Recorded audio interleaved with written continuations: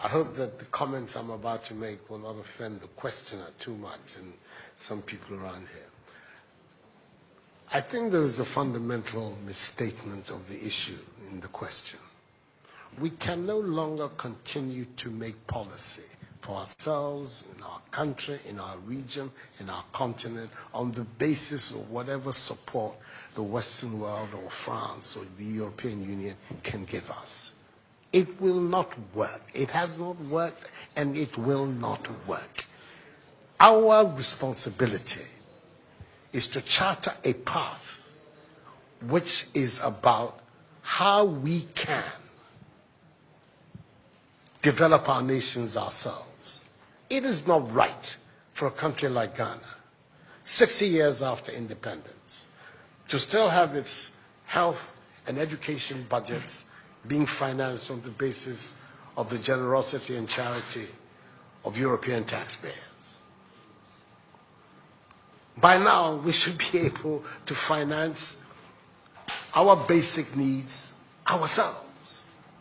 And if we are going to look at the next 60 years as a period of transition, a period whereby we can stand on our own feet, our perspective has not to be what the French taxpayer decides to do with whatever surpluses that they have in France. They're welcome.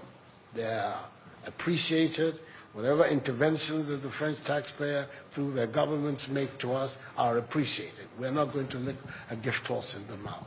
But this continent, and with all that has happened, is still today the repository of at least 30% of the most important minerals of the world.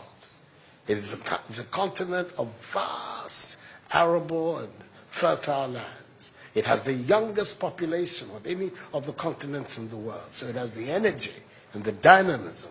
We have seen it. These young men who are showing so much resilience and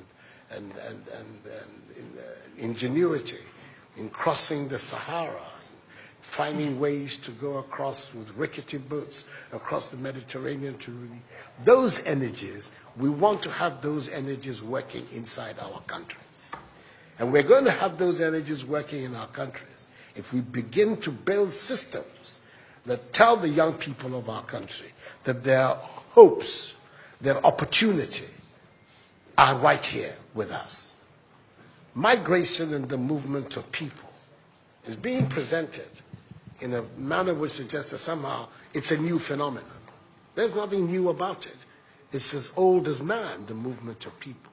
And it has always been linked to the same thing. The failure of where you are to provide you with an opportunity, so you move somewhere else. Those of you who are familiar with 19th century European history would know that the biggest wave of immigration in 19th century Europe, the latter part of it, came from Ireland and from Italy. Waves upon waves, generations of Italians and the Irish people left their countries to seek the American paradise, largely because Ireland was not working, Italy was not working. Today, you don't hear it. Italian young people are in Italy. Irish young people are in Ireland. We want young Africans to stay in Africa. And how are they? And it means that we have to get away from this mindset of dependence. This mindset about what can France do for us. France will do whatever it needs to do for its own sake. And when those coincide with ours, tant mieux, as the French people say. But our main responsibility as leaders, as citizens, is what we need to do to grow our own countries. What are the institutions that work, that would allow us to have good governance, to have accountable governance, to make sure that the monies that are placed at the disposal of leaders are used for the interests of the state and not for those of the leaders, to have systems that allow for accountability, that allow for diversity, that allow for people to be able to express themselves and contribute to fashioning the public will and the public interest.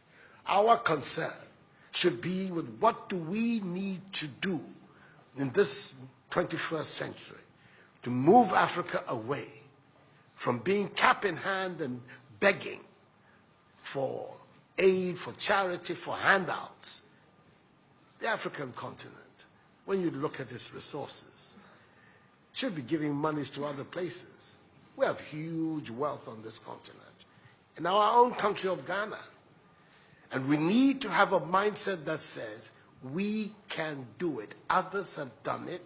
We can also do it. And once we have that mindset, we will see it as a liberating factor for ourselves. We keep talking about how it was that Koreans, Malaysians, Singaporeans, who got their independence at the same time as us. We're told of that at the time of Ghanaian independence, per capita Ghanaian income was higher than that of Korea. Today, Korea is part of the first world.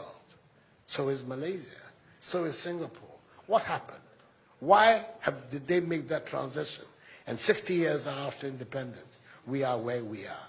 Those are the matters that should concern all of us as Africans, as Ghanaians.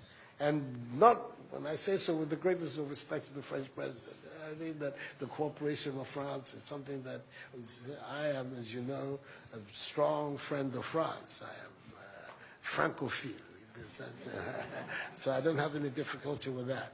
But I'm talking about our own propulsion, what we need to do to get our countries to work so that we can create the conditions that would allow our young people to forego this hazardous effort to get to Europe. They're not going there because they want to. They're going there because they don't believe they have any opportunities in our countries. So that should be our focus.